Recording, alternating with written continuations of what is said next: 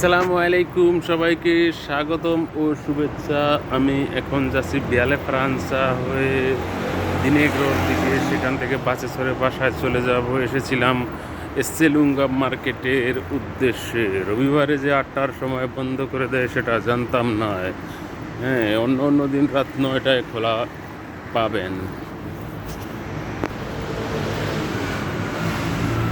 প্রিয় দর্শক, প্রবাসী ও দেশি ভাই বোনেরা যারা আমার ভিডিও দেখবেন, সকলকে অনুরোধ আমার ভিডিও দেখে সাবস্ক্রাইব করে রাখবেন।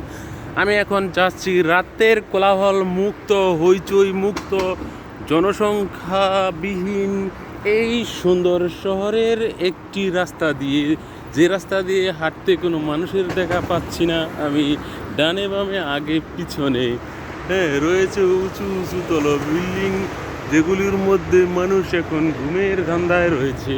হ্যাঁ, রাতও বেজেছে মাত্র 8টা, খুব বেশি নয়। এই যে বিল্ডিংয়ের ভিতরে সেই দোতলা না তিনতলার উপরে একটি গাড়ি রয়েছে। হ্যাঁ, এই তো হলো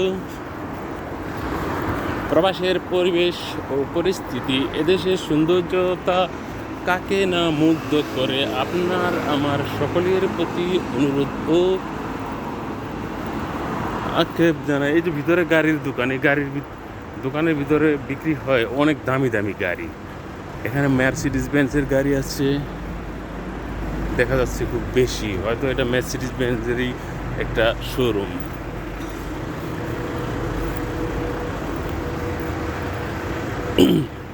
এই যে একটি স্ট্যান্ডের লাইট আছে, এটা যখন প্রয়োজন হবে নিচে নামিয়ে দিবে, যখন প্রয়োজন হয় এটা উঠিয়ে দিবে। একজন লোক আসতেছে সামনে থেকে।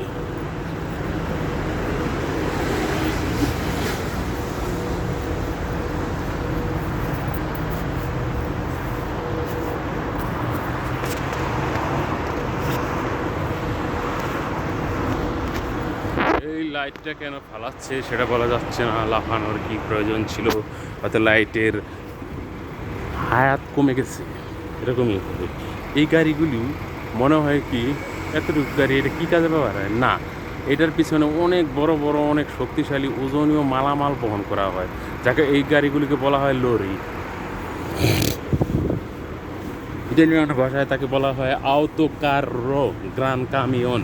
হ্যাঁ, এটা একটি পাহাড়ের অংশ, পাথর, যেই পাথরগুলোকে জাল দিয়ে আটকানো হয়, যদি কোনো একটি টুকরো ভেঙে কারো গায়ে পড়ে এসে তার জন্যে, তার থেকে যাতে বাঁচা যায়, যাতে সাহায্য পাওয়া যায়, সেজন্য। ওই তো গাড়ি চলে যাচ্ছে, ওই গাড়িটা পেলে আমার জন্য উপযুক্ত হতো, কিন্তু আমি এখন ওই গাড়িটি ধরতে পারলাম না। প্রিয় ভাই বোনেরা, হ্যাঁ, এখানে অনেকগুলো অ্যাম্বুলেন্স রাখা আছে। এগুলি অ্যাম্বুলেন্স রাখার মতোই একটি স্থান। ওদিকে দেখা যাচ্ছে টার্মিনাল ট্রাকেরটি, যেখান থেকে ইতালির বাহিরের, ইতালির বিভিন্ন শহরে ও ইতালির বাহিরের অনেক দেশে জাহাজ যাতায়াত করে। হয়তো আমি আপনাদেরকে এর আগের কোনো ভিডিওতে এই টার্মিনাল ট্রাকের থেকে নিয়ে বলেছিলাম। এখান দিয়ে একটি গাড়ির জন্য আন্ডারপাস আছে। আমি যেখানে দাঁড়িয়ে আছি ঠিক তার স্পষ্ট নিচেই রয়েছে আরেকটি রাস্তা, যা দিয়ে গাড়ি এসে বের হয়ে চলে যায় নির্দ্বিধায়, কোনো যানজট ও সিগন্যাল মুক্তভাবে, কোথাও যাতে থামা না লাগে তার জন্য। আমি এখন এখানে থেমে আছি একটি সিগন্যালের রেড অ্যালার্ট পড়ার কারণে।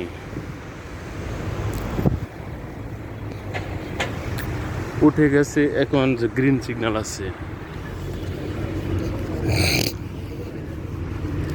প্রিয় সাথী ও বন্ধুগণ, আমি নতুন ইউজার, আমার ভিডিও দেখে আপনারা সবাই সাবস্ক্রাইব করবেন, সবাইকে অনুরোধ করছি।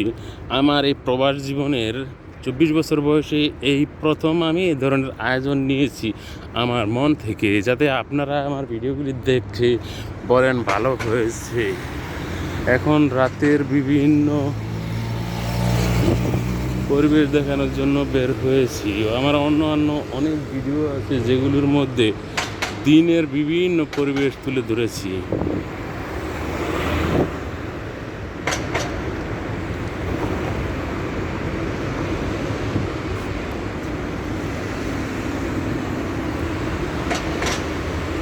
জায়গাটা একটা বিপজ্জনক জায়গা, এখানে কোনো অ্যালার্ট নেই সিগন্যালের, তবু এখানে দাঁড়িয়ে থাকতে হবে। আর গাড়ির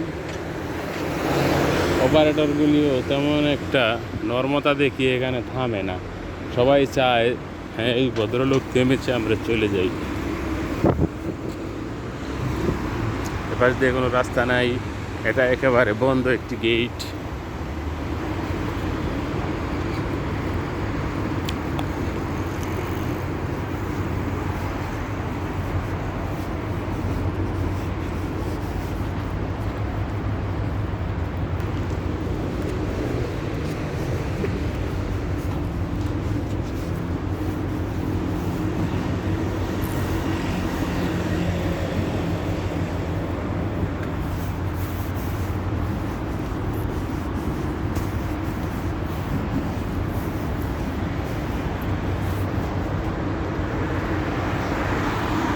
এই জায়গাটুকুর মধ্যে কোনো লাইট নেই, আশেপাশের লাইটের আলোর কারণে এই জায়গাটি একটু মোটামুটি ফর্সা দেখা যায়।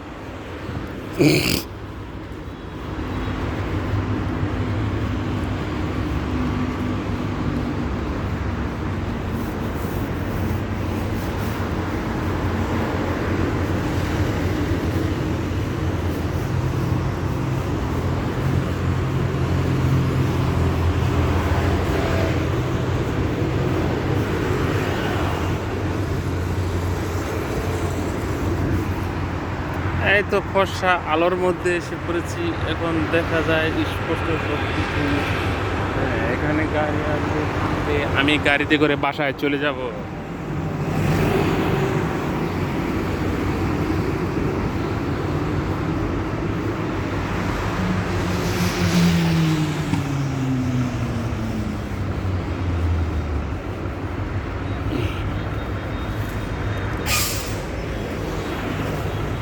দিস ইজ বাস স্টপ, আমি এখানে একটু হইলাম স্টপ।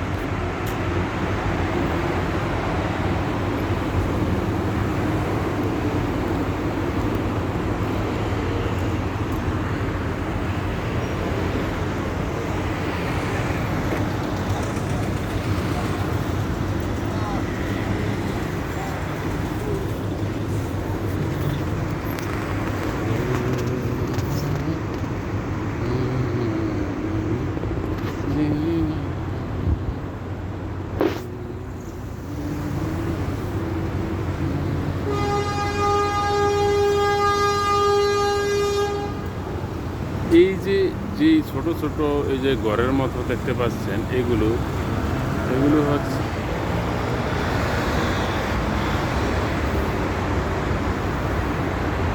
ডাস্টবিন।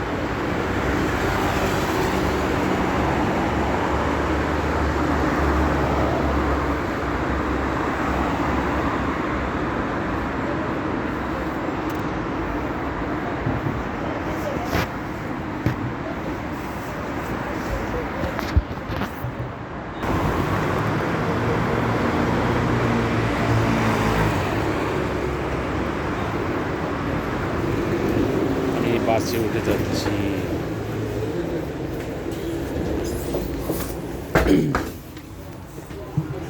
এই বাসে 2টা স্টপেজ পরে গিয়ে নেমে যাব, আর এখান থেকে কয়েক মিটার দূরে আমার বাসা।